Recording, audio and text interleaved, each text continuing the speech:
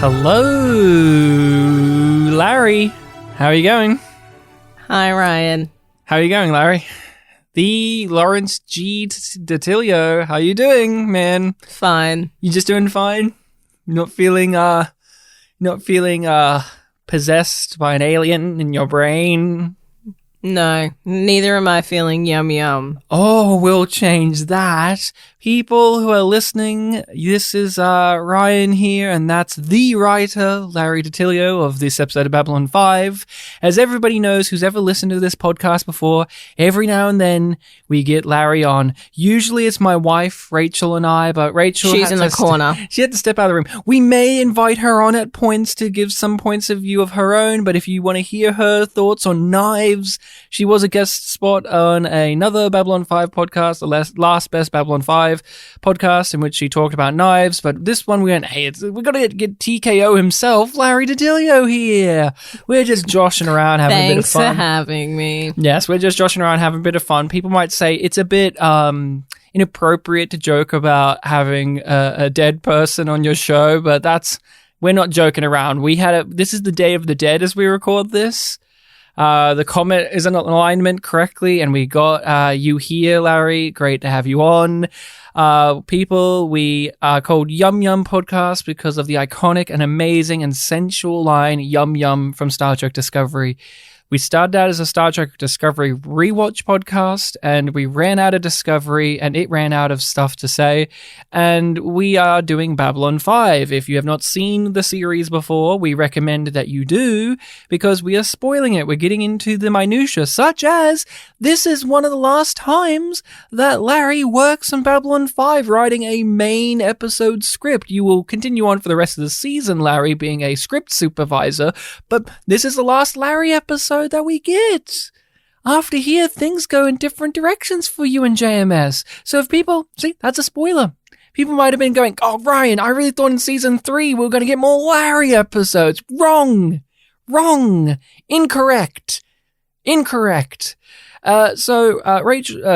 not here, but Larry, we aren't alone. Rachel is in the corner. She's outside. She's banging at the door, being like, let me in, I want to have a go too.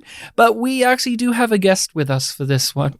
Yes. We asked somebody to come on. We actually gave a couple of options to this person, and they said no to a few of them, and then they said, I'll settle for this one. Who have we got on the line here? We have Nick. We have who, sorry? We have Nick. Nick, brother of Pat? Yes. Previous guest? Oh my lord, that's your title, Nick. Nick, hello, how are you doing? Hey guys, thanks for having me back.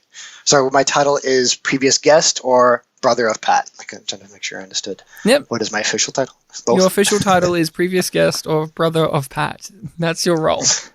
That's your role. And, I can move with factual accuracy.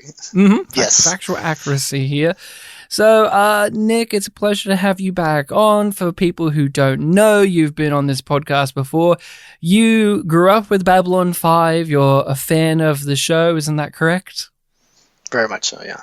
So if there's a Babylon 5 podcast, I'm happy to tune in and hear some new interesting takes, and hopefully I can participate from now and then.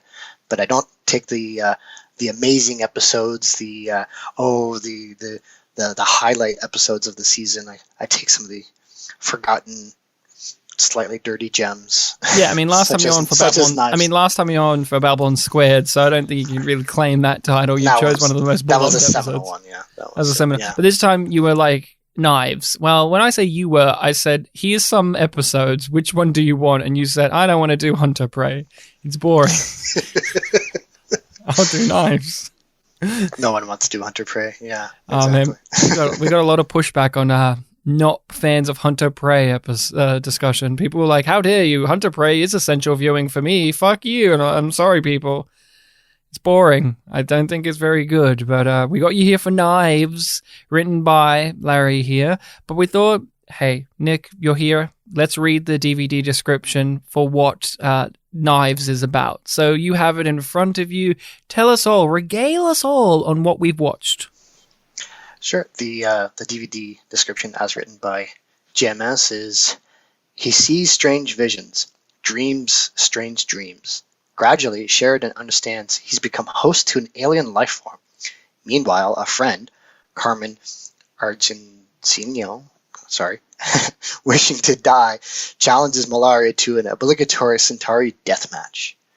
And, part of what I wanted to take advantage of this episode as potentially being maybe the last episode that Larry's on is that because I scoured the internet for Larry facts, and I found a potentially alternate DVD summary that is apparently attributed to Larry, but I will hope if I can read it, Larry can tell me if it's true or not. So it's a little bit different. It's maybe slightly confusing, but I'll read it out here. This summary reads, Captain Sisko has long negotiations and is looking to wind things down with batting practice in Quark's holosuite. Security Chief Odo comes along and mentions strange energy readings in one of the old processing areas sealed off during the Cardassians' time on the station. This piques the captain's interest, and he soon finds himself possessed by an alien energy being, giving him visions with a desire to return to the Gamma Quadrant. Meanwhile, Worf's brother Kurn arrives on the station.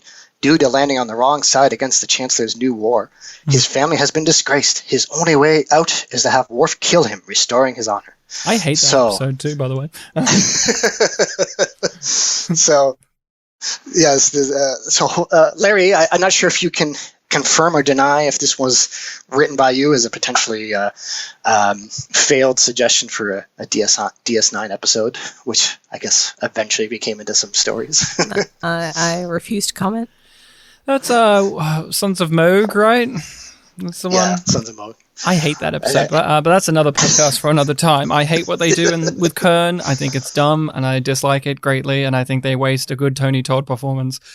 But don't they all? Don't they always good Tony Todd?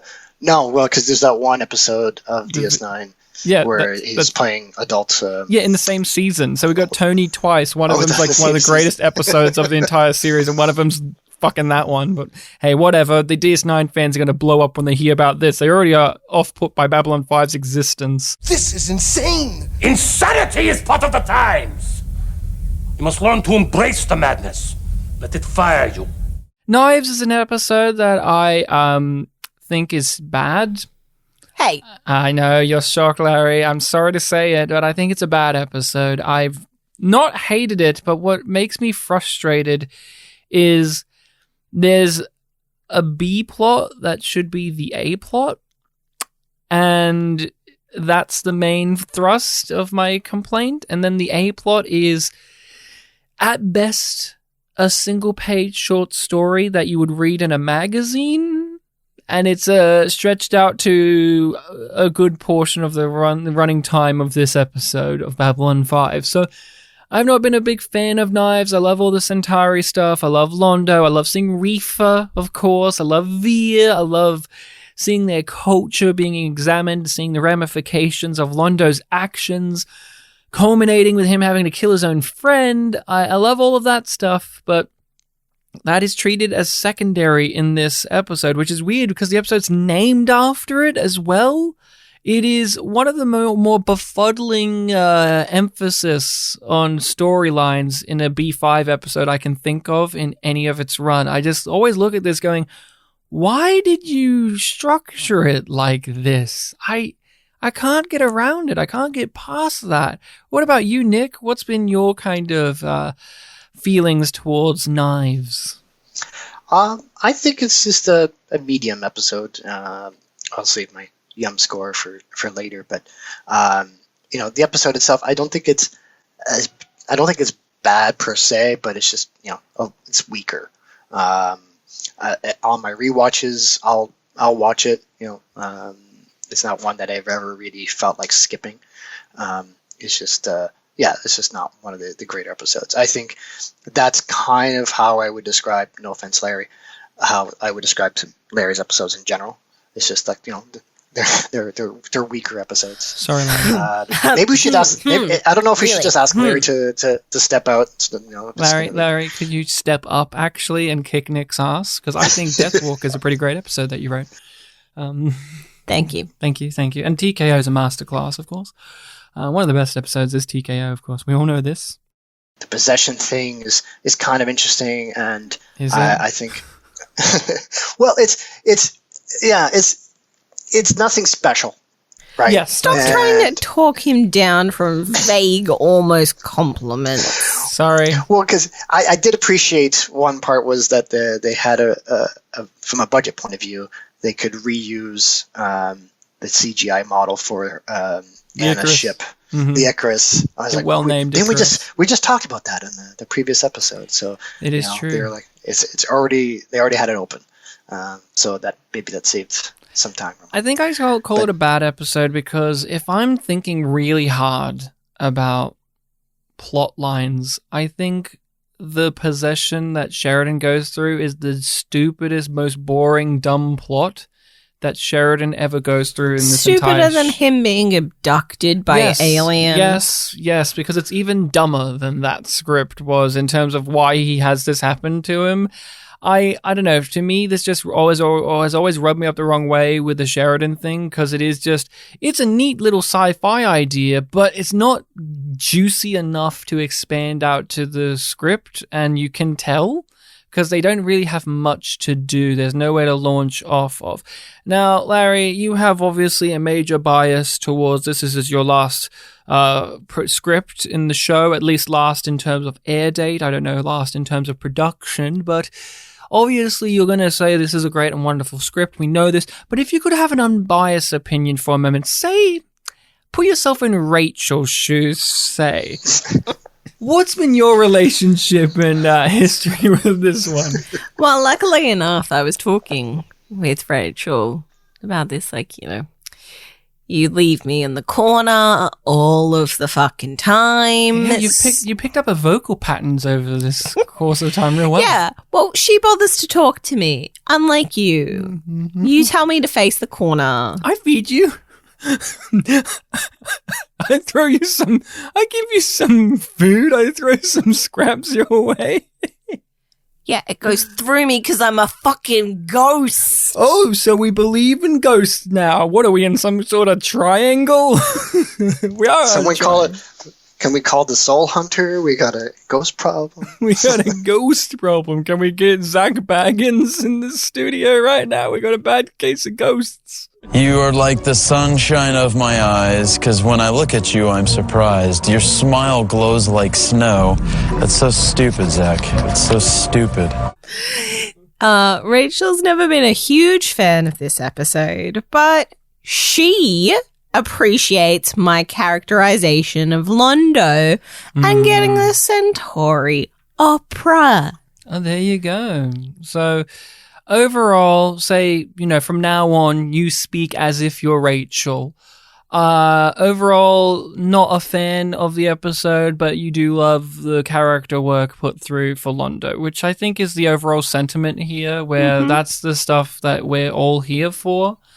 That's where it's confusing to me let's just look at this episode of Knives. It's called Knives. It's in reference to Londo and his dueling partner and how they're these brothers of knives and whatever it is. And Londo has to face repercussions of the choices he's made, and Reefer has gained power and he's doing shady shit. And I don't know why that is secondary. Why is this so at the bottom of priorities for the episode when it's even named after it? Londo is an electric character that we all love and can carry stories of his own. I mean, Larry wrote Born to the Purple, which is a Londo episode. That's all about Londo. So why is this the B plot, Nick? What do you think? What's happening here? Because Babylon 5's guilty of this sometimes, of putting what is the more interesting plot on the back burner and giving us what is a trite narrative that we've seen a million times, like Garibaldi fights a monster in Grey 17, like that kind of thing. Reading up on some of the interviews that I found with Larry and JMS both speaking in interviews. One of the things I did kind of wonder was the decision for JMS to kind of only write the rest of the show was, I think the one exception in season 5 was, like you can see, like it seems like again, I'm going to speak what I could tell from the interviews with Larry was that a lot of times he's introducing different story ideas, and before he had like the Bureau 13, which then they had to kind of take away because it conflicted with the name of an established board game series. But what I found was that even Larry talked about wanting, in his mind, the knights that interrogated Sinclair were part of the same organization, and he even thought of them like he was thinking of his own lore of being like, oh, there's the Psi Corps on one side and Clark on the other side, but like a third player which has some rogue telepaths, and they're not necessarily good guys, but against the other guys, like he's almost trying to inject his own other stories. This one didn't seem like that so much, so I guess he kind of dialed it back. But yeah, as far as, sorry, to come back to your original question, was, why is the title of the show, of this episode, Knives, less featured? It is less, but I don't feel like it's underrepresented. Like I did like seeing a lot more of the Centauri culture. We certainly saw, I think, Urza Jado, their nicknames, and they're talking about that stuff. Like, that's interesting, nice character and race descriptions about the Centauri. I think he's got the tallest hair, even taller than Londo. Maybe the only one I could think of maybe is higher is Londo in the pilot. But he's not one of the ones with the short hairstyle like the Emperor, right? Because maybe that's why he's on the opposite side, right? The Emperor likes the short hairstyle, and he's like, no, it has to be long. And they said, okay, Rifa, take care of him. But, but Rifa's hairstyle is tall.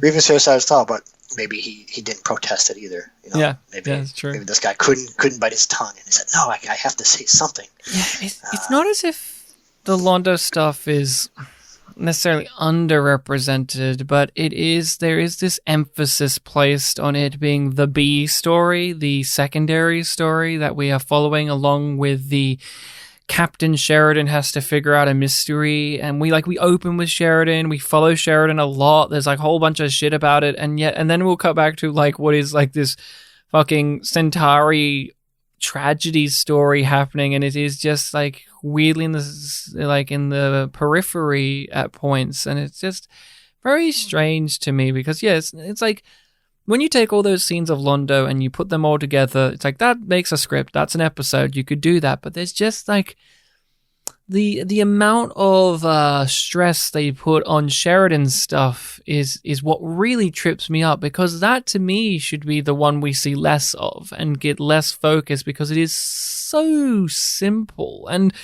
we say the alien possession thing is of interest, and we'll get to that. But I want to pass it over to the co-host here. What do you think about this whole entire going on here in terms of emphasis on stories and plots in B5? Because this has been a recurring weakness outside of Larry's scripts, outside of even JMS scripts. Sometimes DC Fontana had issues. Peter David also has had issues with this. Like, what is going on here, do you think? Which co-host are you asking? The one I'm pointing to right now. He didn't point into the corner. I didn't point in the corner. So, what do you think?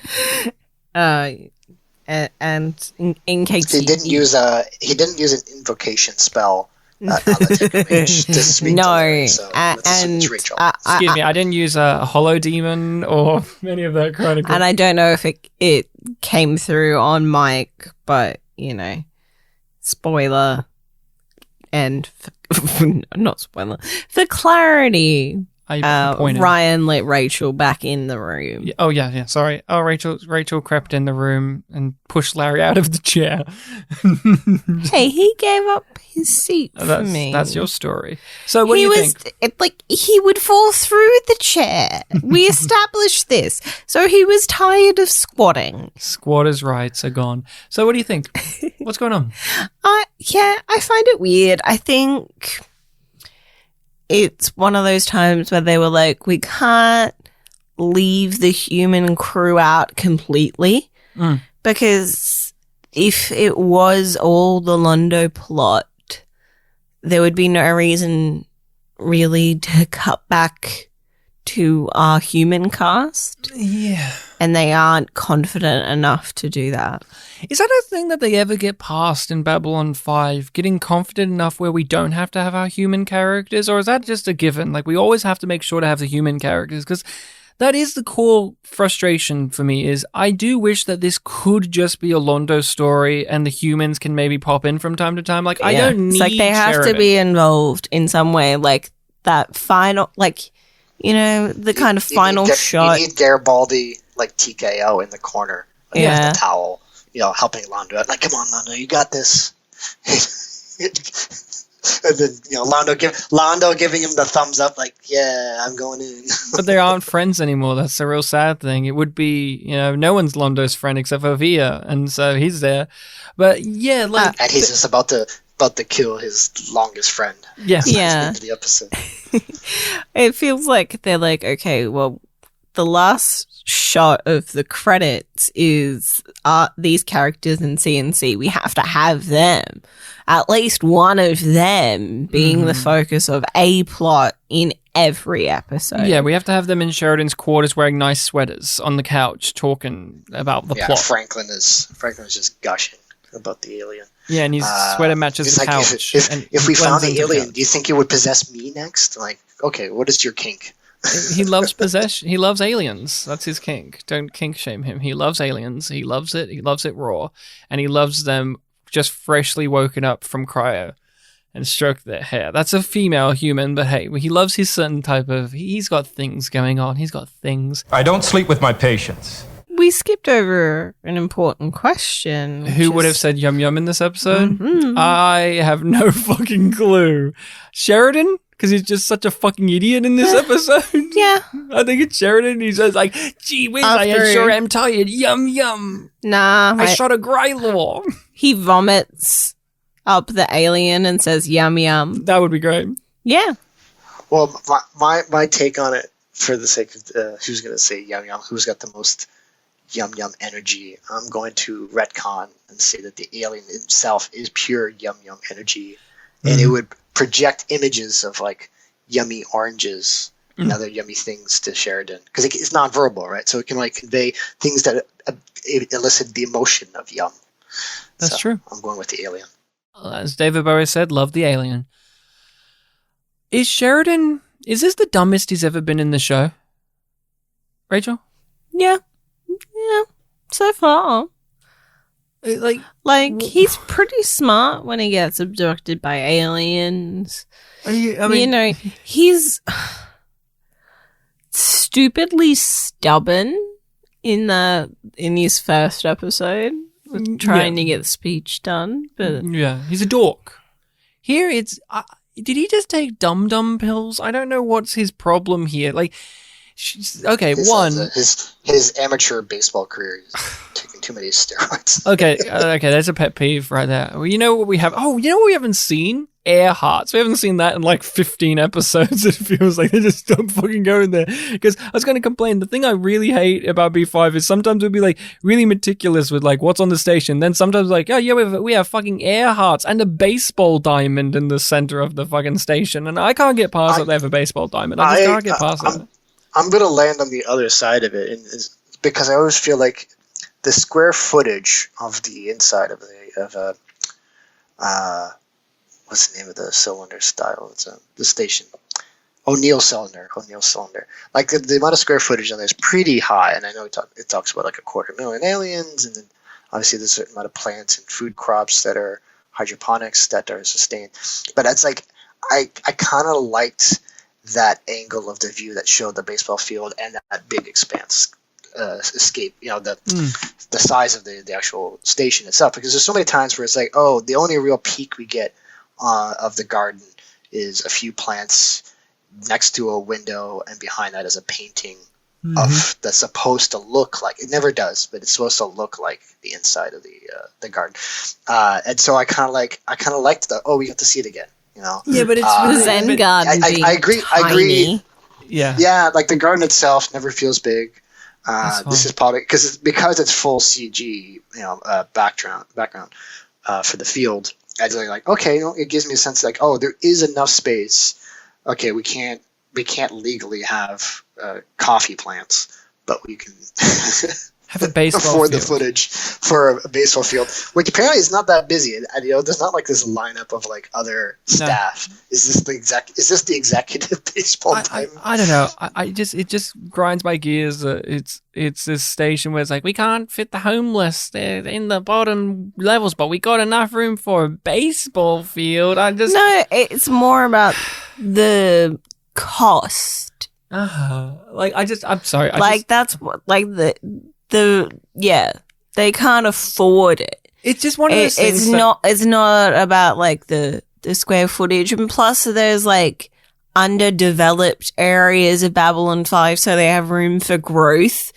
So maybe it's one of those things of like, yeah, we can use this as a baseball field now. They can't even afford a gift though. This is the thing.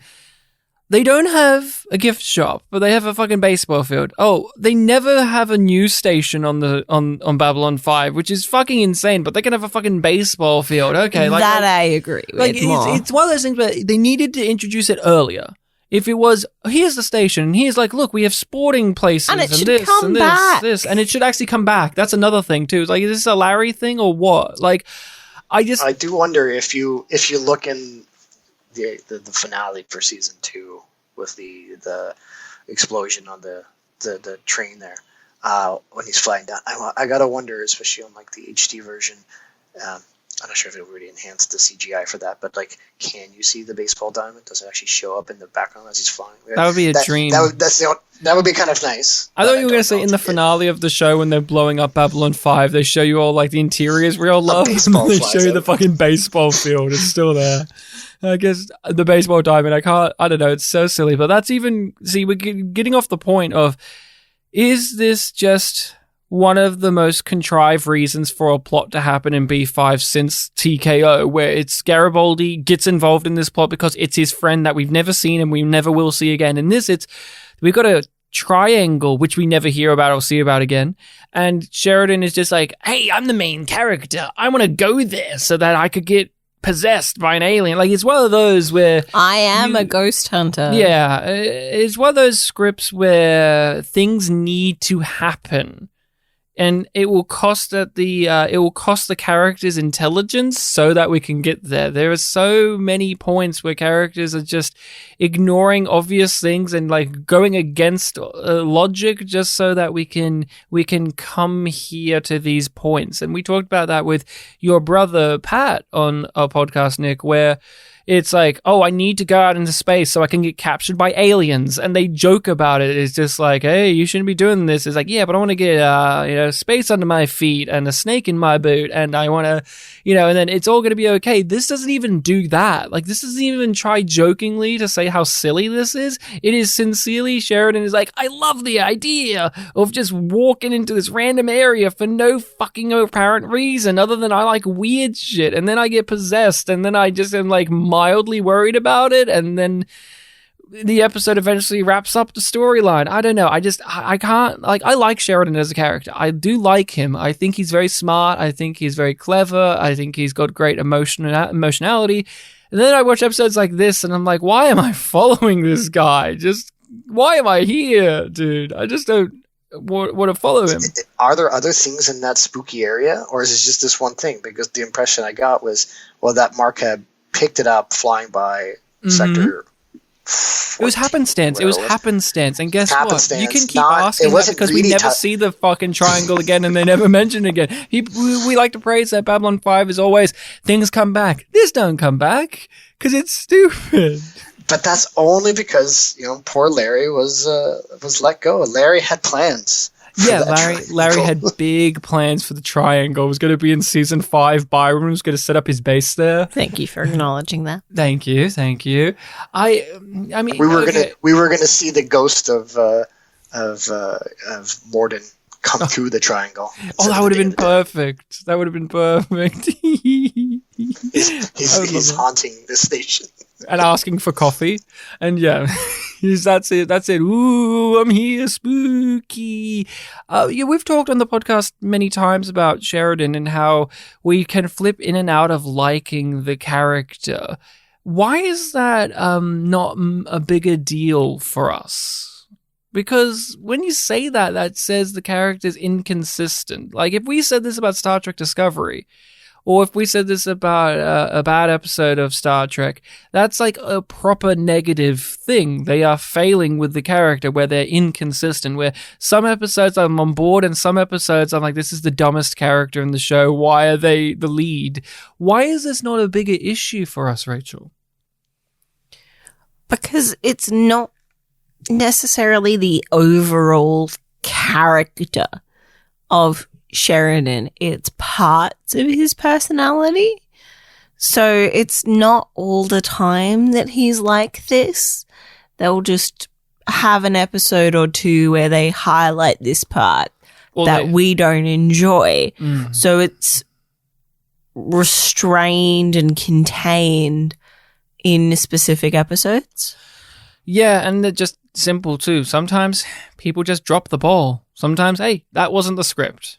Hey, you know what? That one wasn't a good one. I didn't do the best job there. I'm sorry. It just, you know what? I didn't know that character well enough. That just can happen. Thanks for sharing that, Larry. Thanks for sharing that, Larry. You spoke through me to say that. Sometimes that's just the truth. Like, JMS has talked about that. Like, Grey 17 is Missing infamously is a bad episode, and he admits it. He's like, that just didn't come out the way I wanted it to. And same with Infection, where those episodes have great things in there, but they're not great episodes. They're bad episodes because they fail, because they didn't communicate across the point in an efficient manner. And this is another one of that, where this could be a plot, right? Like, I'm not against the alien possession thing. Like, this could It is a plot. Yeah. You can't debate that. The debate is whether it's good or not. Yeah, okay, It meets the standards of being a plot. It does begin... Unlike Star Trek Discovery. Ooh. It does have a beginning and a middle and an end, so you're correct there. Look, the alien possession plot, it just doesn't do anything for me. There's no real escalation. There's no real consequences. It's just, what way will Sheridan freak out now without any fallout?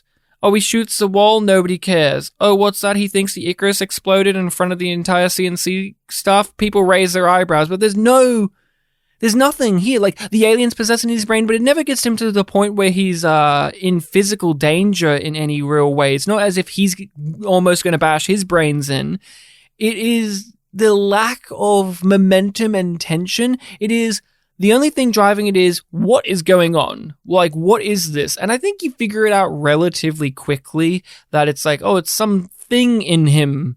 That's like instant, you know that? Oh, there's a thing in him. There's some kind of creature or thingamabob in him. And you're just waiting for the script to tell you what the reveal is. Hence, I always laugh when... It reminds me of a sitcom, the ending of this, where at the sitcom where you have the family all sit together in the room and they reflect on what the moral of the lesson was for this week's episode of the sitcom, and you have Fred McMurray with his pipe sitting there telling his three sons what went wrong. And it reminds me of that, where Sheridan's in a nice sweater and they're all sitting there and he's just like, whoa, so this crazy thing, this is what was happening in the episode. He wanted to go home and he couldn't communicate with me, and you just sit there going, oh yeah, that's okay. It never rises above that. Oh, that's neat. Yeah, that's neat. It never rises above that. Yeah, it's just fine. It's not it's not a bad thing, but it's not original either. And it does get you from A to B with the least creative steps. That's the least creative steps I guess possible. I would just say, yeah, like I'm going between this and being captured and forced to fight other aliens. Like, which one do I like less? And the only thing that I would give for the other episode plot of him being captured there, we had our little Twin Peaksy moment, which is going to hint at other things later, and the fact that Talon is introduced. Yeah. So there's that payback. And he forms a camaraderie with somebody that you can basically can't talk understand with, but they still figure it out. Yeah. Yeah, and you can follow it on a primal level. Here, with a possession, right? It's just not giving you what... Okay, say you're doing a stock standard captain is possessed by an alien, whether it's evil or not. There are certain things that you want to see from that, or you would like to see, even if it's tired and you've seen it a million times. They're there for reasons. And this doesn't even do that, I would argue. Like, I'm waiting for him to be possessed by an alien and to act like a different person and freak people out. Again, we talked about it in the episode with your brother Pat, where there's the episode where Picard gets captured by aliens and replaced with a duplicate of himself, and that one acts differently to Picard, just enough to freak people out. And in a possession plot, you kind of wish for the same thing to happen, where it's making the character act in certain ways where it escalates and can either be funny or scary or sad, and we, the audience, know what's going on, but the other characters don't. But they kind of do that a little, but like I said, it always ends with a character raising their eyebrows going, oh, that was weird, and then that's it. I would say that this episode is a failure in terms of its emotional resonance. Is it trying for any? I think it is. I think you're meant to be intrigued and afraid for Sheridan. And you are meant to be emotionally invested in Londo's experience of having to kill his friend. And that succeeds. With a possession plot, Rachel, for you, well, I mean, you've seen these a million times. Even outside of sci-fi shows, there are certain things and tricks and minutiae that you like to see that's missing here, wouldn't you agree? Yeah. And so what does it replace it with? Nothing. So what does it succeed at in doing what is a well-established story type? I think if it just did a little bit to make things some sort of life in peril moments, if it took control and he almost got hurt as a result, or something happens in an ambiguous way that like you go like, is it malicious or is it not? Introduces that question, because we didn't really get an idea of like, did it actually want to hurt him? No, it just wanted to communicate and get home. It never really tried to do anything drastic. Okay, you saw something and he pulled out a gun. It didn't make him pull out the gun. It just made him see something and he got scared, right? But if it's, say, for example, at one point where it started to gain control and he accidentally almost shot somebody because it did that, something like that, then at least you'd be more intrigued because you don't know if it's a good or bad ghost. Yeah, and you could also, it's not just like, you should also fear for, like many episodes in B5, his position. He's acting irrationally, and it's making the other characters have to, like in that TNG episode, wonder if they have to overthrow their captain and remove him from his position. Yeah. And they have but that his minorly authority with Franklin. was being threatened in the last episode, so it's maybe always they being didn't. threatened. Maybe they didn't want to Double up? Yeah. Then do something. Even if it's as simple as social faux pas. That's lacking too. Yeah. If you had, I know this sounds silly, and this is to go back to the sitcom plot, but if you had, I don't know, someone important, like if this was the episode that General Haig came on and he was acting weird, or to go the sitcom route, his in-laws came onto the station and he's acting wacky like this because he's possessed by an alien, you have something to go with there. But instead it is, he sees things on his own. That's the thing too. Rarely does he see things in the same room as other people as much as you would like. Only the Icarus vision, I guess, was around somebody else, right? Yeah, and it was only Ivanova that really took notice. Everyone else was in the background following his orders, not really noticing, and then afterwards was like, what was that about? I wish there was more Like of what that. sector? I wish there was more of that. If it was stuff. Garibaldi, we would have seen another Lise vision. Oh, Lisa's yeah. here. Oh, yeah. Oh, no, Lise, where are you going? Oh. And Major Kemmer as a little girl saying, drunk again, Uncle Mike. So she would have had 2 acting credits on her IMDb instead of 1. Yeah. Take that, little girl. Drunk again, Uncle Mike. Uncle Mike. Uncle Mike. Uncle Mike. Uncle Mike. What we kind of always would want to praise Babylon 5 for doing was not forgetting some of the stuff, still pulling things back, even things that you don't expect. Cut to life-draining machine, end of season 4. Like they do have a good track record for the most part of mentioning things. But the unfortunate part is that it's still a It's just fine episode, but not an important one. You know, like if you didn't have it mentions it, but it doesn't add anything significant to the overall arching lore that you would need to know to see a future Babylon 4 related episode or to understand Adira later on, her appearance. You only really need to see Born to the Purple. Yeah. So yeah, it just mentions it, but it doesn't add anything to it. So that's kind of its. Yeah. It's nice to see it. You're like, oh yes, I do remember Adira. Oh, that thing. You're acknowledging that it's a serial thing. You know, I get that reference. And clap. Please clap. Please. And I think it's highlighted strongly in this episode because the B plot, which we can shift into with Londo, is all about that. It is a story that exists because of the actions taken by the characters throughout the show. And Adira being referenced, although a minor throwaway line, it makes sense that it's referenced here, but everything else here happening in the Londo stuff is essential because we are seeing the fallout that's happened from all the choices he's made up until now in the series. And how he's going to double down on them. And how he's going to double down. Like at the very end, he cements his fate for the rest of the show very much. I've got to go, like the path is laid and I'm going to walk down it. And you go, no, Londo, no.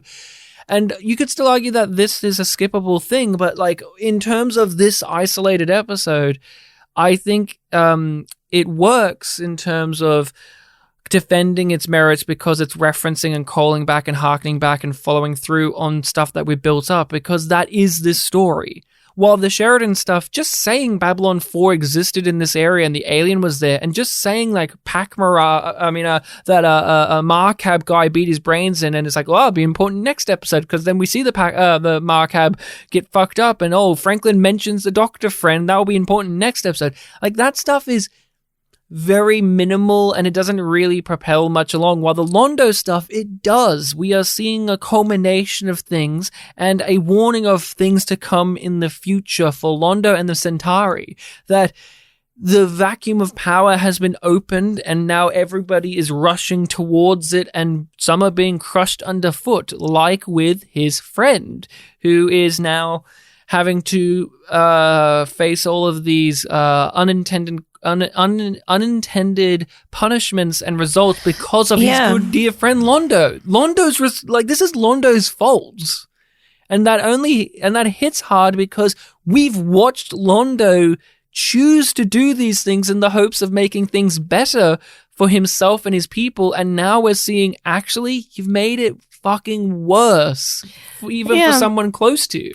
And I really appreciate the contrast between the way that they reflect on their experiences being involved in the war. Yeah. Or like numerous wars. With conflict. The Centauri were part of, and how Uzo's just like, I'm haunted. I don't want that. Yeah, I actually know what it's like. Like the difference between like a returned soldier being like, oh, that was glorious, or oh, never again. Mm-hmm. Yeah, I thought that was an interesting dynamic between the two of them. So overall, you like this side of the story, right, Rachel? Yeah, I do. So kind of unpack a bit more for me about like why this works for you here. And would you say that this is a redeeming factor for Knives? Like, is this enough? It's not enough. No? But makes it a middling episode rather than a bad episode, I think. Okay. If the other side was a TKO fight, then there'd be nothing left. Yeah, if the other side was parasites taking over the homeless, then yeah. Yeah. Like, we know that it can get a lot worse than this. Yeah, if only the other side of the story was King Arthur visits the station, yeah. I am Arthur, son of Uther Pendragon, and king of the Britons. No man takes Excalibur from me and lives. He's on the other side of the power struggle, you know. I'm not 100% sure if he's only on the outside because he doesn't like the new emperor. He doesn't like the war because he's tired of it. But I also got the impression that, like, you know, in the ensuing chaos, someone like Lord Rifa is looking at his family as, oh, they have a lot of established wealth and connections, and if I take him out, that's something to be gained, pick up the scraps after they've been destroyed, just to gain more power. Of course, by the end, Londo's the one who, after the duel, inherited their family and their connection. So, he essentially, his family's power grows as a result of it, just not the way that he wanted to. Yeah, that's true. I looked at it a bit differently. He openly calls Rifa an assassin. Yes. So I think he's part of a vocal resistance. They're refusing the party line. They're refusing the party line against the way that Rifa is taking the Empire. Yeah. Yeah, he's the General Haig of the Centauri, representing the faction fighting back, but didn't fight back as well. Yeah, that's 100% how I look at it as well. If perhaps Londo was more like Sheridan, collecting conspiracies and working to plan things for the inevitable coup, in a safe position, safely tucked away on Babylon 5. But no, unfortunately, he's part of the problem as well. Right? I look at the Rifa stuff as it's a real pushing into Londo's face and our face that they are moving pieces around back home, that the shift of power is happening. I need to be paying more attention. Yeah, and Londo learns that, although I'm powerful because I'm gaining these things and I'm out here and I've got the shadows, I actually should be paying attention to what's going on back on the home world, because Rifa's consuming a massive amount of power off of my stuff. And before I know it, he's going to do exactly what he's done here, where he's going to burn bridges with these actual good people or allies of mine. And then we eventually see that there is a civil strife and problem between Londo and Rifa that will grow and grow and grow until eventually somebody steps in and goes, you two need to sort out your beef. And then Londo sorts it out real fucking good with Rifa in the Rock Hard No Hiding Place. And it is, in terms of the world stuff, that's what it's letting you know is there's civil problems happening back on Centauri Prime. As we've seen with many planets, Earth has civil strife. The Narn have civil strife as well with Jakar, and we'll see that even explored further when he becomes a religious figure. We see that with the Mbryo, of course, and this is our way of seeing it with the Centauri now, where there are people like his dueling buddy who is somebody who speaks reason. They do not appreciate or accept the way of the world that is being laid down. And then you also have the conflict between Rifa and Londo building up, in which Rifa is just Londo without any morals, and he's hungrier than Londo to get things in motion for himself. And Londo underestimated that. To Londo, Rifa's just this guy back home he assumes he's good. He treated him more like VR than himself. He treated him as a tool. He assumed that he would be. Yeah, he assumed that he would be more of a instrument for doing what Londo wants, not as much on his own. It's there's a reason that he's turns into a rival later on, because they're both essentially trying to be the boss. Right? Yeah. And Londo, I would say, a major character flaw, and we see it here, is he doesn't recognize that other people have autonomy and that they can make choices and have beliefs outside of what his are. That was obviously the main thrust of the Coming of Shadows, where he didn't even consider that the Emperor would want a peace at all, and that the Centauri could be even able to broach that type of subject, because he doesn't believe it. And that's him in this episode. He doesn't believe that Rifa would have greater ambitions. He doesn't believe that his friend would be upset with how he's teamed up with these people, and then he's given harsh realities, and it results in him having to murder his best friend with a sword. Yeah. I have made many choices lately, Vir. today, for the first time, I'm not sure those choices were right. Perhaps some good has come out of this tragedy. It's not too late to make some new choices. No. The blood is already on my hands. Right or wrong, I must follow the path to its end.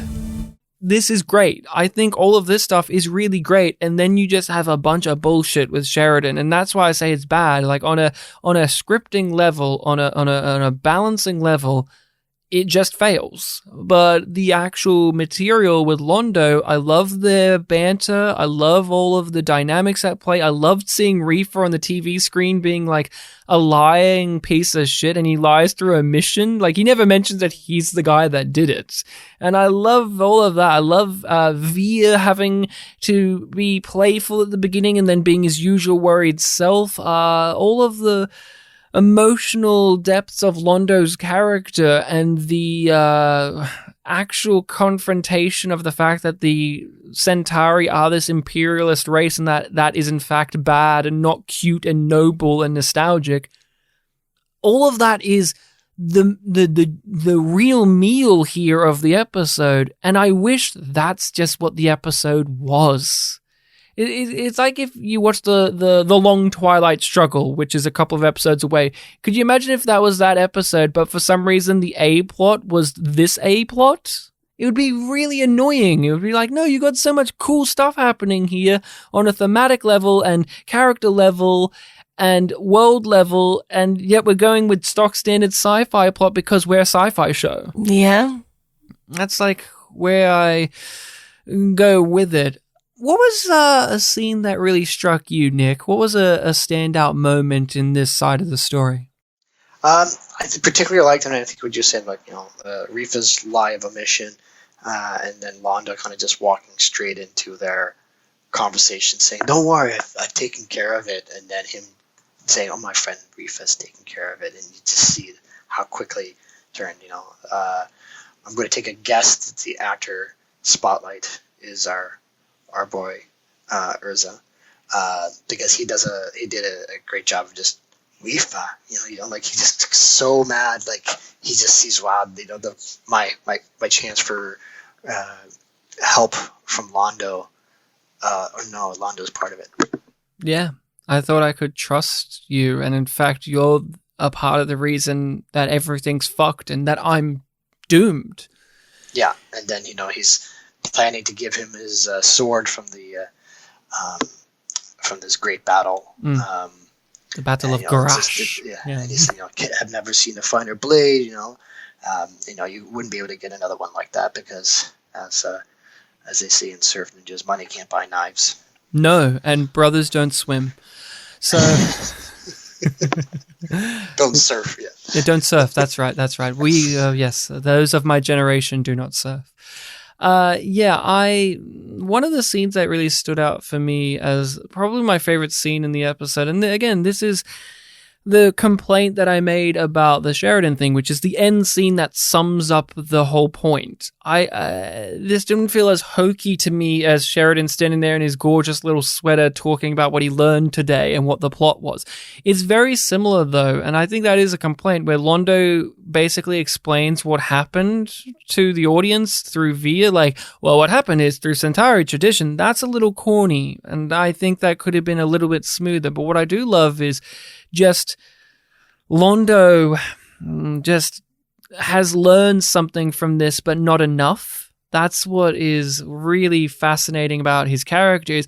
He is a self-reflective and an intelligent character, but he's also extremely ignorant and naive, and he always stops himself.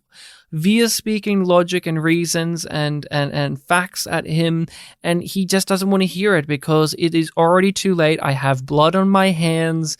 This is what is going to be the way of the world from now on. But you feel so much for him in that final sequence. You feel afraid of him and for him when he says insanity is a part of the times. You must learn to embrace it.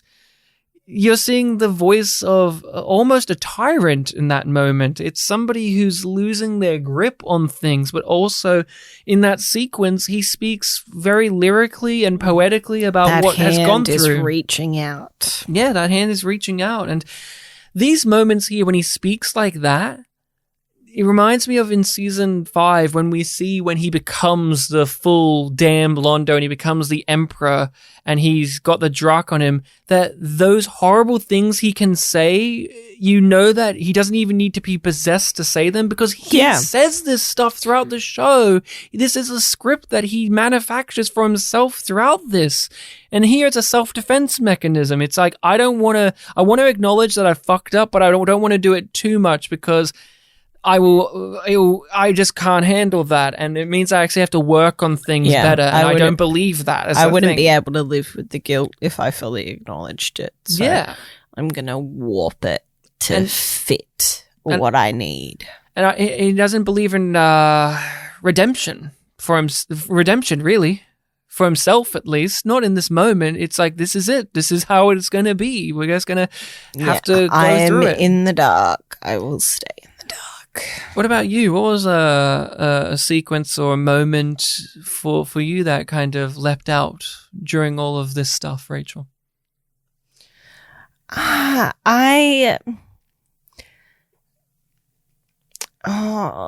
all good. Like, is it when they're drinking Bravari for the first time? They mention it and they're singing. I can't go past the first scene with Londo and Via joking and like having that, what has to be like an ongoing debate about who the best Centauri opera writer is. And I like that Via wins that argument by the end of it. I think you're convinced that, no, Via's pretty right on this. Like, I adore this one little line that Stephen Hurst delivers. Stephen First, yeah. Stephen First. That Stephen First delivers. And he says, well, yeah, you are right. And you do sing it very well, Londo. Like that earnestness. It also just adds a layer of depth of like, oh, okay, this is right. This is what it's meant to be, because obviously it's an alien opera that we've never heard before. I love that the music actually kicks in when they start singing. That's that's like a thing that Babylon 5 doesn't do very often. It's a gentle level. And then it's sound editing thing that elevates it. Yeah, it swoons up. It almost sounded Italian as well, too. Yeah. So they kind of invoked of they did do that. One of the things, I mean, this is an old record, we're playing the record over and over again because people know this. You've watched the show, you know this. What can really get you through plots like this, whether it is a well-written one like the Knives, this part of Knives, or even a bad part of it like with Sheridan, is the charm and strength of the actors.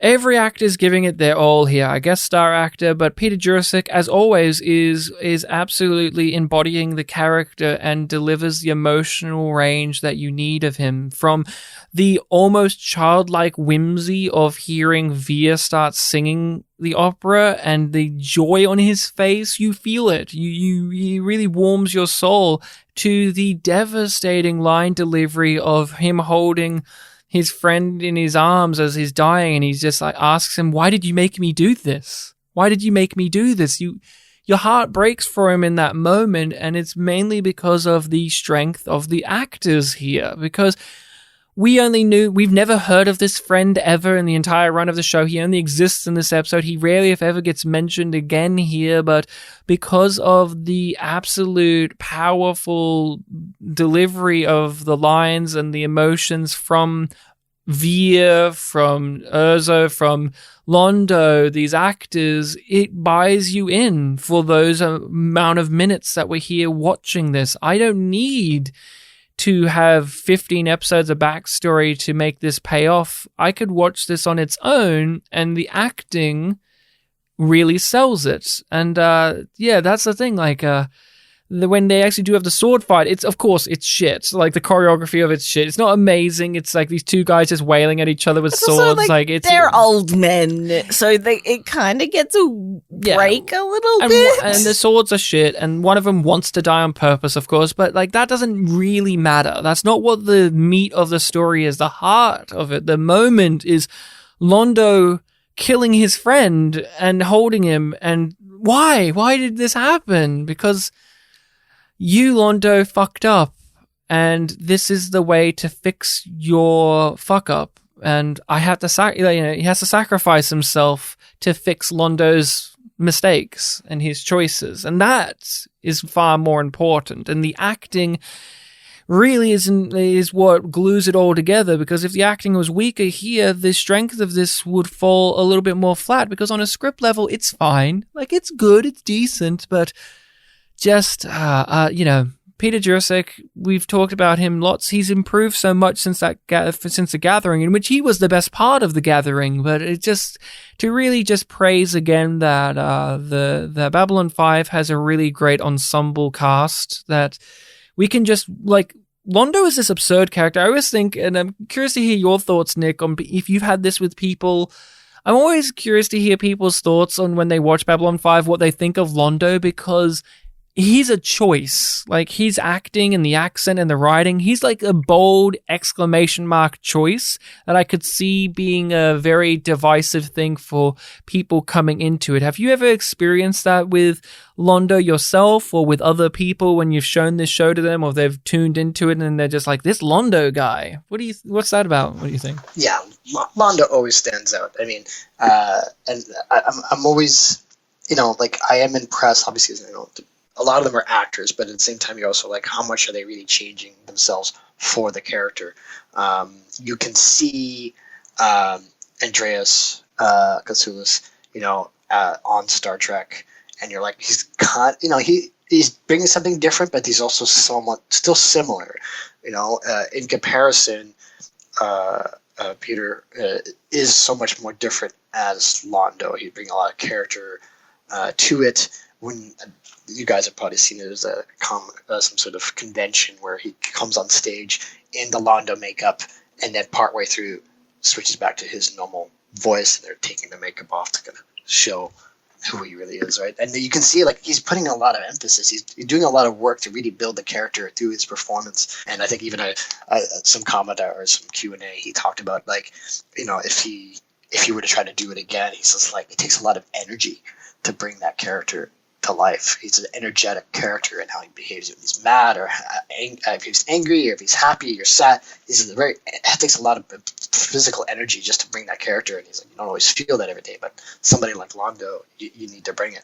But it's like, on the other side, if I think of other actors and characters in the show, like, you do wonder sometimes, we can make fun of Picard and how much has he changed because he's become Patrick Stewart, not Jean-Luc Picard.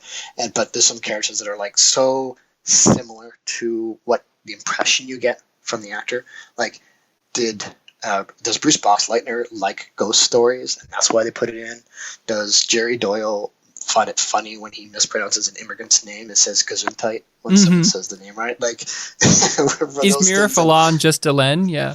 Is Mira Fallon just this graceful, spiritual woman that just everyone falls in love with? So, yeah, probably. He's like a cultural icon and was exiled, and yeah. Because she I get what you're saying there. Yeah. I get what you're saying there, and it's there's a lot of, like, I think Londo's the one that stands out the most as being the one that is and that actor plays like high energy characters.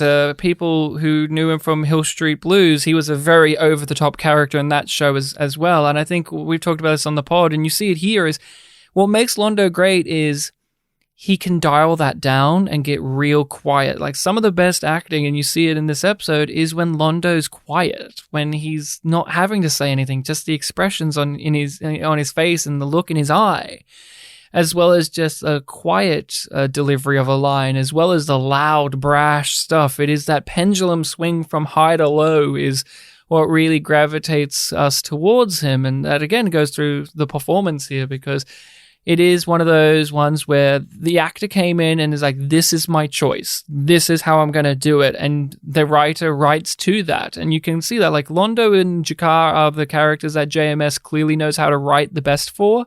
And so do some guest star writers, because... Thank you for acknowledging Thank my work. you. Because they're fun. They're fun. They're very wild, fun characters, and the actors are fun doing those roles. Like, if I was a writer on Babylon 5, of course I'd want to write Peter Jurasik some funny lines, because I know that he would do it in this lyrical way with his voice that would be fun to hear.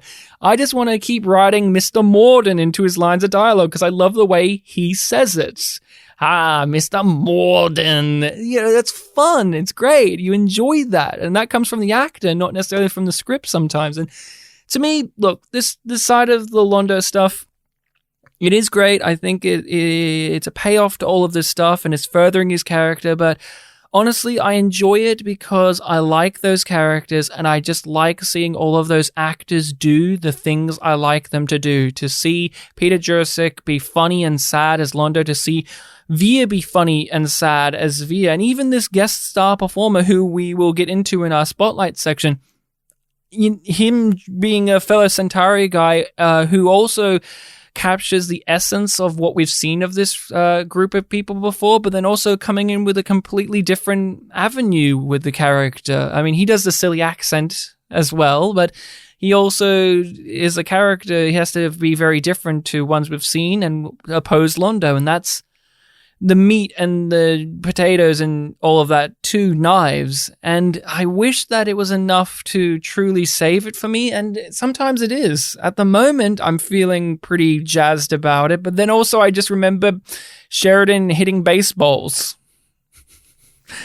Like, is the Londo stuff and the character development and the backstory about the politics in the Centauri, or the Centaurum, or whatever it's called, is that enough to move this? I don't know if you maintain a skippable list, but does that move it out of the skippable list and into the not a must watch, but in what's a nice middle ground? I will watch. Yeah, probably should watch. Does it move it into that category because of that alone? It has for me, because I don't skip episodes because I'm not a pussy. But I set you up for that. I don't skip episodes, but there are those moments where it's like, if I did skip an episode, it would be this one. Like, my brain does that. If I didn't have to watch this, yeah. And Knives is always one where I consider it, and then I go, oh no, but the Londo stuff's good, and then I just watch it. Oh, how much attention do I need to give this episode? Is probably a more accurate scale to the way that we watch B5, because we won't skip an episode, but it's just like, can I wash the dishes while watching this episode? Yeah, we can whack this one on, and it doesn't need our undivided attention. Yeah, it's not. Is this one room ambiance and background noise and comfort? Because, hey, I get to hear the narration at the beginning, or is this just a really good episode? Yeah, this one just scrapes by. I don't know. It's a real toughie. Why, Londo? I have a destiny to fulfill. One which will take our people back to a golden age. We are Centauri, Urza. We are meant to conquer, to rule, to build empires. Are we ready to do the spotlight section of the show, where we talk about an actor or actress that appeared in an episode of Babylon 5, whether they be big or small?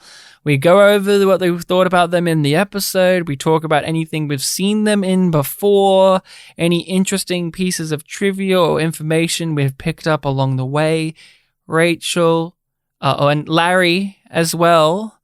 Who are we talking about for this one? Who are we delving into? We are delving into the performance of Londo's dear friend, played by Carmen Agenzio. Okay. Agenzio? Yeah.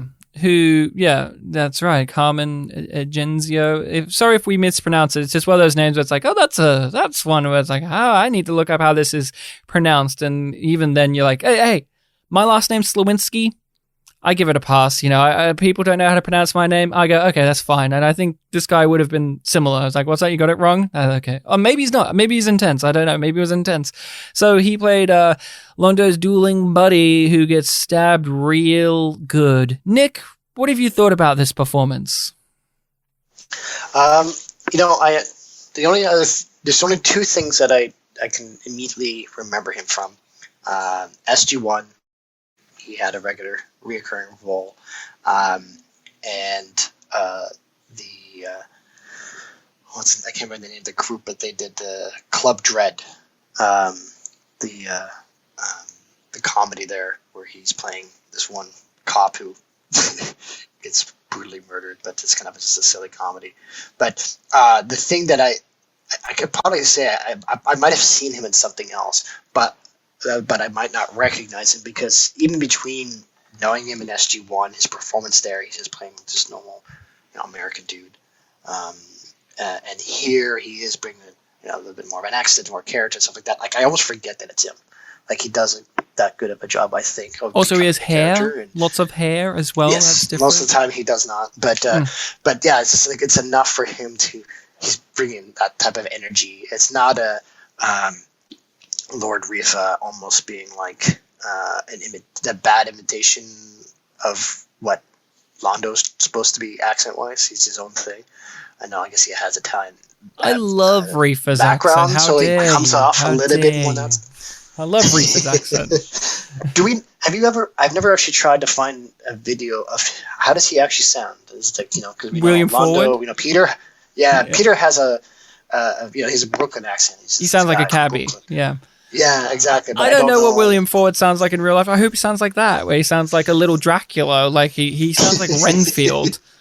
I love his accent because he's trying at least. But yeah, you're saying like this guy, you're used to him playing more your traditional kind of American man dude, and here he's trying to be a little bit more European and alien-y. Well, because so the three things I know him from SG1, he's just an American guy, and then in Club Dread, he's like a Costa Rican police officer investigating murders, and it's so he's playing a little bit of an accent there. So I feel like I think he has a range, maybe the limited amount that I saw him in. So I think he's great. I think he's a really good actor. I think he's very good here. He struggles with the accent from time to time. It does drop out. Sometimes it's like, does he have one? Oh, yes, he does when he says Rifa. There are some words that people really latch onto when doing accents. Obviously, we know for Londo, Peter Jurek was Garibaldi, Mr. Garibaldi. And his was definitely Rifa. That assassin. I think he's very good. I do think and maybe this is coming down to if there was more time spent with them. I feel a little bit of a lacking chemistry between him and Peter Jurek. You don't get that real feeling of... It's no Walker Smith and Garibaldi. No. There isn't that ease between them that is... It's palpable when you see old friends together, like this natural and innate ease being around each other. Yeah, there was one actor in season 5 who does that, and he's in maybe 2 scenes with Londo, and it's he plays, I think his character's Lord Jarno, and he's like Londo's dear good friend, and he's telling Londo in season 5 about all the strange going-ons on Centauri Prime with the Regent, and then he gets murdered. And that actor there, he was in like maybe 1 or 2 scenes, and I felt the real connection between those two. Sometimes you just can't sell it.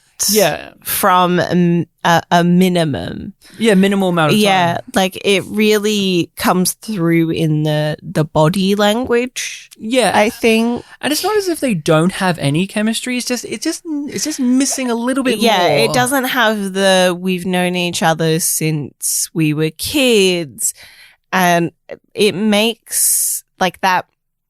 The lack of that makes the attack at the start feel even more weird. Oh, it's just like, we don't need another fake out, guys. That was dumb. And the it's song just with like, lips, Molari. And it's just like, if the chemistry between the actors felt different, that the experience of seeing that scene would be different. Like, you would end up feeling more the way that Londo does, of like, my old friend. Yeah. But instead my face looks much more like Veer's, of like, what the fuck? Yeah, well, Londo's a freak. He has freaky friends.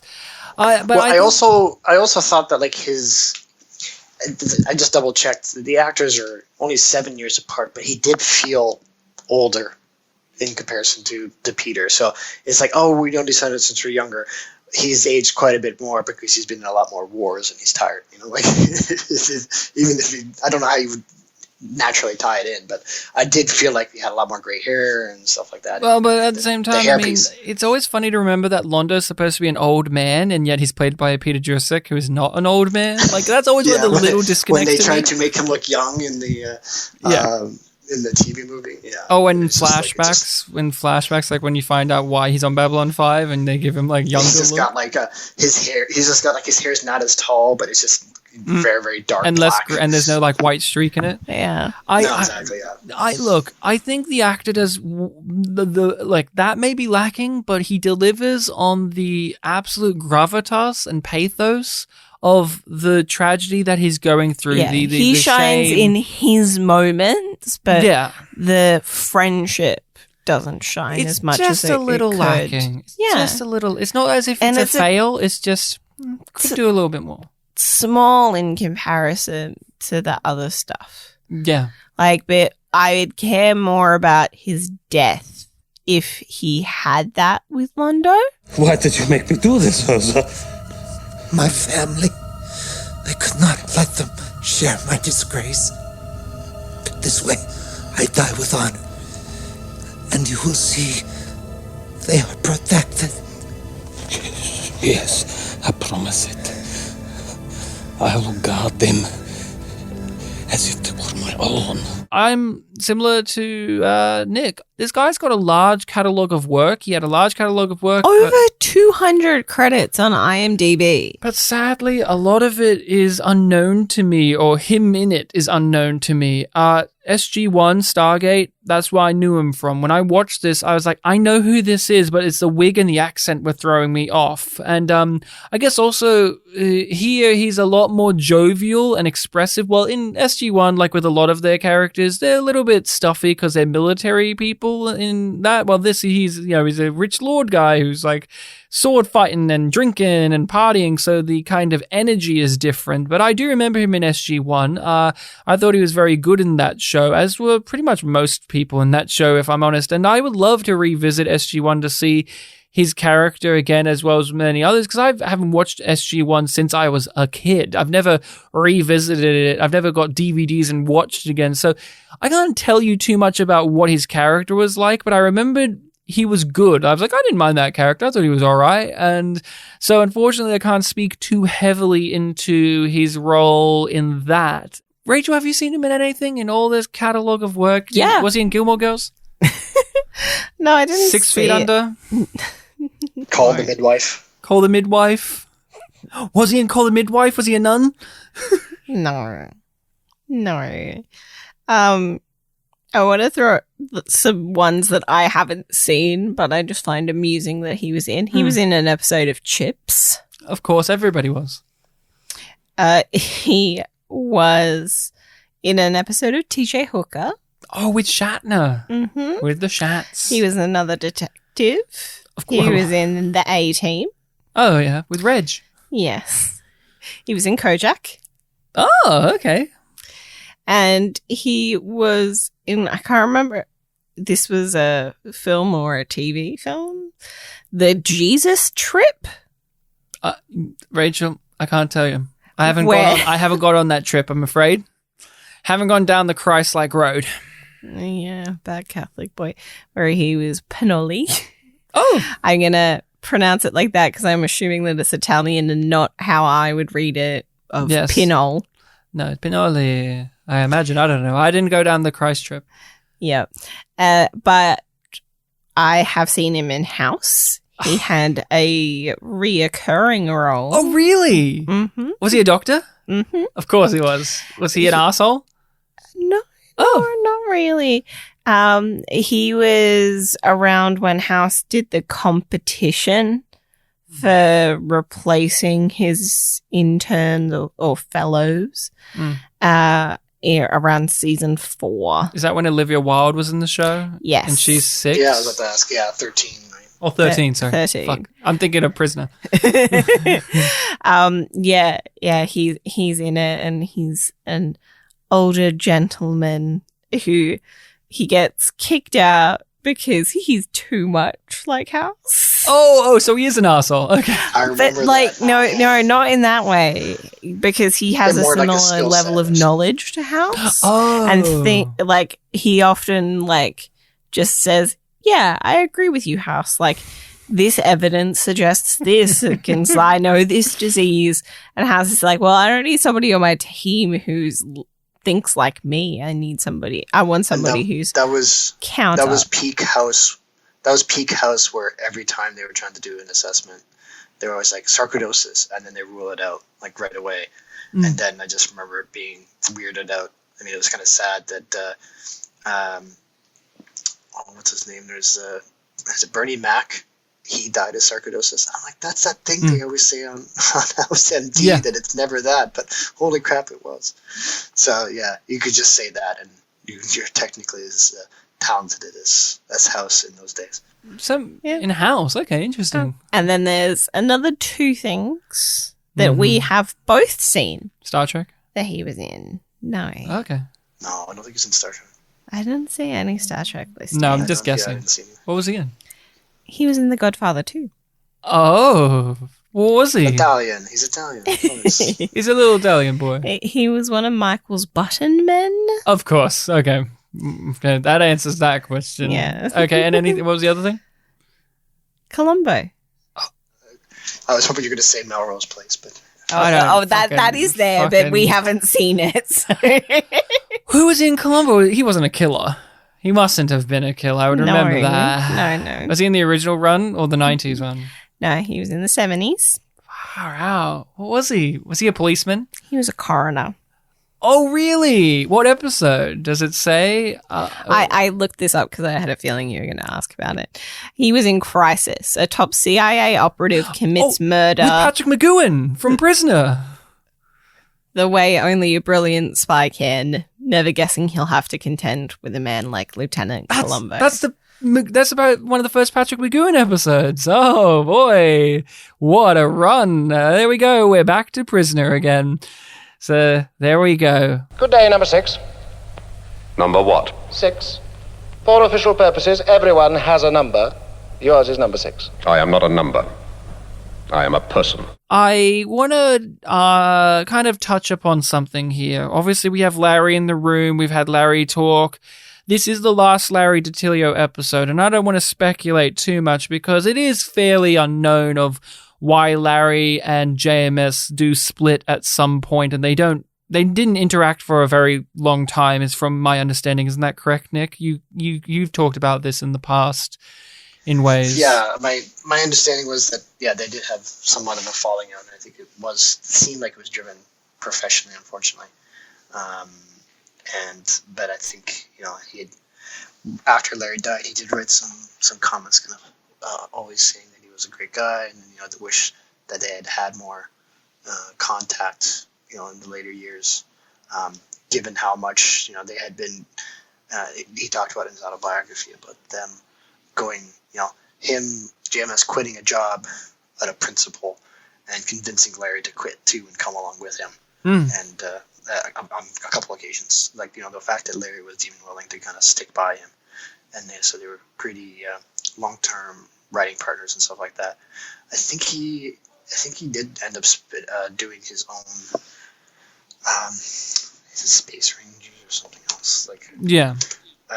He tried his own stuff after ending his time with Babylon 5, right?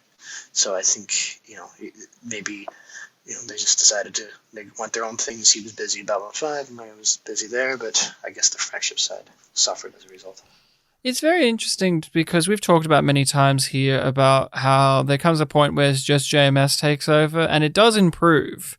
But at the same time, we have enjoyed episodes by Larry DiTillio and some of the other writers, and it is that emphasis on what happened behind the scenes. We can only speculate so much from the little we know in terms of JMS being a showrunner, that he seems like he could not be a showrunner at this period in his career because all of the writers disappear, and Larry DiTillio, who was like his right-hand man, script supervisor for most of the episodes at this point, he goes too. And I don't know what went wrong behind the scenes. I don't want to necessarily speculate, but even here when we're talking about like ideas Larry had and ideas of this, I nod along going, I could see those in Babylon 5 though. Like they aren't ideas that are so drastically out of step with what the show could do, but they aren't JMS's ideas. And that's where I wonder what was happening here, because although this isn't a great episode, I am going to miss having Larry and other writers come in from time to time to just deliver something a little bit off the beaten path.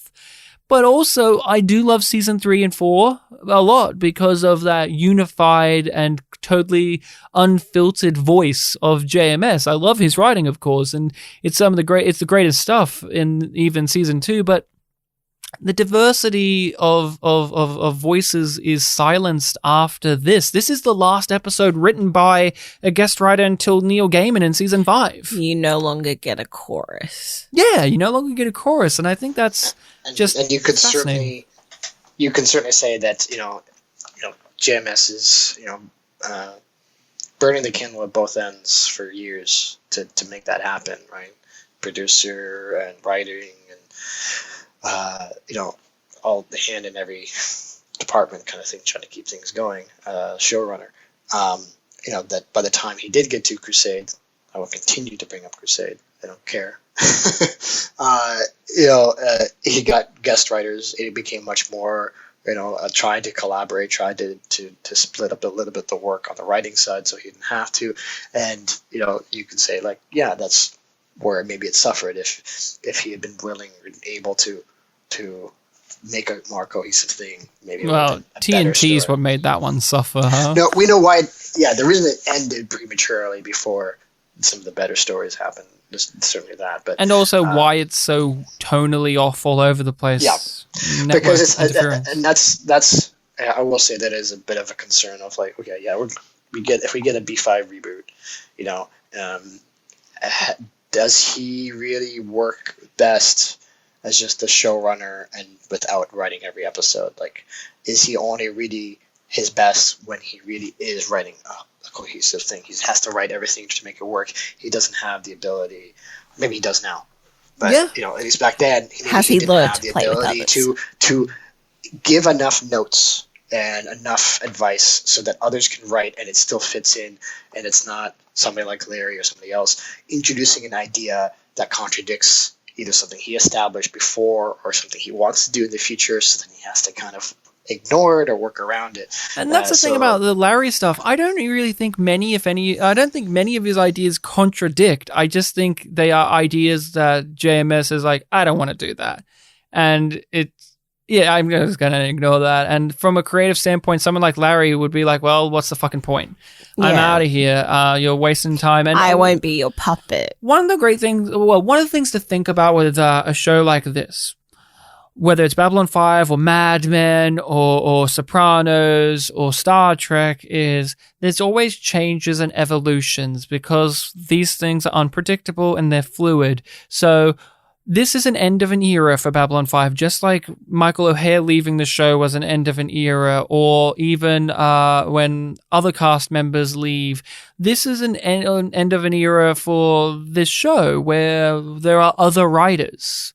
And you could argue this is when it gets good, just like how people say it gets good in season 2, skip season 1, which is obviously, I think, a false statement, but I understand the sentiment behind it. And I think you could apply the same one here, where this is one of the last, if not the last episodes written by a guest star writer until season 5, when it's just a one-off. And you could argue it gets good. And that's just something to note down, that this episode, although generic and mundane, when you think of it from an outside perspective as a meta thing, this is an end of an era, an end of a chapter of what this show was at one point. This was a show where he brought along his friends that he respected as people and as fellow writers to play around in his sci-fi universe, and then eventually he just stopped asking them to come around.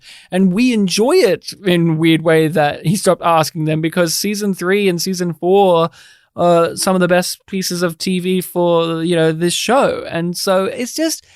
I feel odd about saying it's good that he stopped asking people to write in this show, because I also don't think it is, because I'm like, he burned himself out and tortured himself, but also just, I feel like it is offhandedly saying people like Larry DiTillio, who has proven himself to be a good writer in this show and in other shows and material, it offhandedly just says they aren't good, which is obviously not true. DC Fontana wrote for this show, and she was a legendary writer. It's just something about this show going on. Yeah, and if you ever, go, I wish we had gotten some more Larry episodes, I will just mention that he did write 2 episodes for Hypernauts, the other Doug Netter produced CGI weird show for ABC. With the Gloose? The Gloose, yes. That's it. Yeah, so that's, if you're desperate for more, there's technically 2 more episodes out there of sci-fi. And it's got Christopher Frankie's music. Oh, awesome. This is you hoping that we'll do Hypernauts as a Yum Yum show. If people pay enough money on Patreon, we'll do it as a main feed Yum Yum show. Same with Crusade.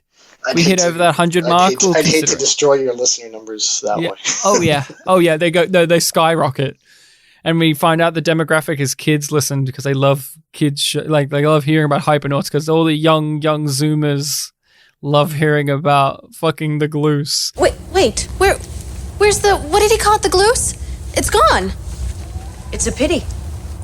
Roasted Gloose is delicious. What would you rate this one, Nick? Yum being bad and Yum Yum being good? Unfortunately, only one storyline deserves a yum, so it's just 1 yum. Yeah, I'm conflicted. There's lots of good here and lots of bad here, but I am going to land on yum. It just doesn't blend together well enough for me to let it get away. What do you think, Rachel? I'm gonna ask Larry. Larry's last. Okay. It's in the name, L for last. L-A for last. It's a yum from me. Sorry, Larry. Larry, it's your script, your final one for B5, at least in air date order. Where do you land on this? Yum being bad or Yum Yum being good? It's okay to critique your own work. What do you think? What do you mean critique? No, I admit it has its faults. If I had my way, it probably would have been just Londo. And But Bruce Boxleitner insisted on a ghost story. My one regret is that I didn't put Walker Smith in this episode. If JMS said, we have to let Sheridan in on the B4 storyline ahead of time. Yes, we've got to let him know that story happened. Yep. He has to be in the know, and there has to be a reason for Babylon Squid to be shared. I did have one more. I did have one more quick note. I just remember now, but it was whenever Sheridan hears from Garibaldi about Babylon 4, he's just like, he's like, well, that was all classified. That's why you didn't know about it. And I was like, there was crew evacuated from that ship. It was classified, it was hidden. But it was classified. He was busy out on the rim. Is this a Star Trek Discovery? Yeah. Oh, you stole it from my mouth. I was going to say, it's like Star Trek Discovery. It's classified. We never talk about it again. Yeah. So, Larry, is this your roundabout way of saying that you're going to give this a yum, but it's actually a yum towards JMS? Like a secret, fuck you, JMS. You changed my script when it was good. You forced me to write stuff I didn't want to write. How dare you? You know when it's JMS's fingerprints on a script, Ryan. Yeah, it's a little bit more awkward sex stuff, isn't it? Yeah. All right. You go there. But ultimately, still a yum yum from me. Yum yum. Of course it is.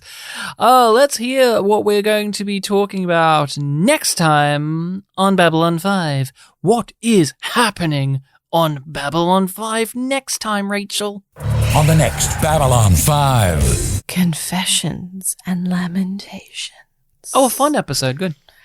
The disease, Dratha. The mortality rate, 100%. Wow. While Franklin seeks a cure, Delenn risks her well-being among the race most threatened by the illness.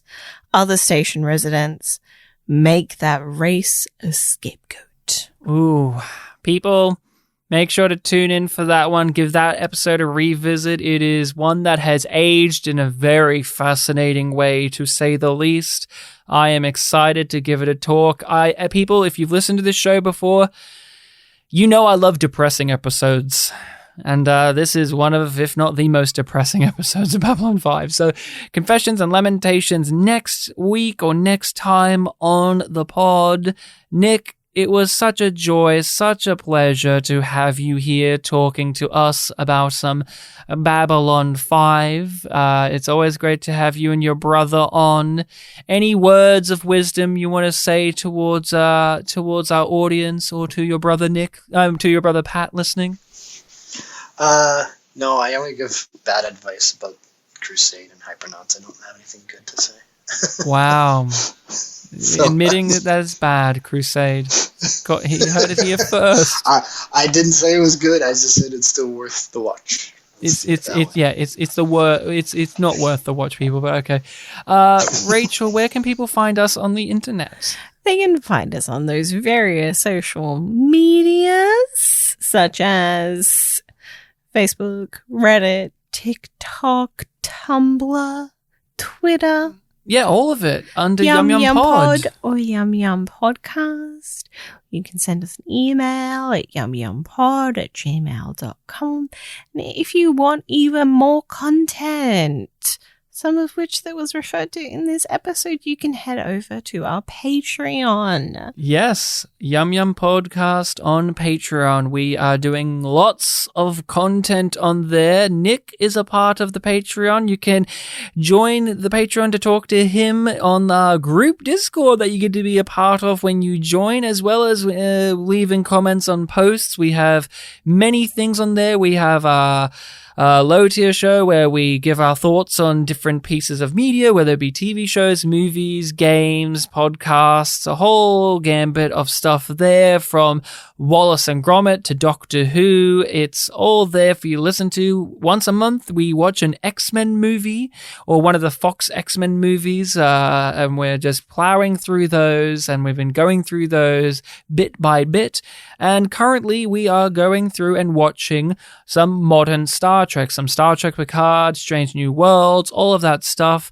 Every week we're coming at that with our fresh, hot takes. And so if you're at all interested, come on over, support us if you have the means to do so. It would be greatly appreciated. And you can email us at yumyumpod@gmail.com with any questions, queries, concerns, or things you'd like to throw our way. That's all of the plugs. The zone has been plugged up real good. All of that's in the description. Larry, you're here. You are finally going to release me. Well, you'll be released when you say the magic words, which is good eating to you. Larry's gone before I could even say, why didn't you write your car in this episode to say that, Larry? Why didn't you do that, Larry? Well, we will never know. Larry's gone back into the shadow realm. In Larry's defense, he may not have known this was his last episode. Right. He was playing a long game. He was waiting for he was hoping to write for the final episode of season 4, and then he would have had Jakar say, "Good eating to you." Mystic Cannonball Day!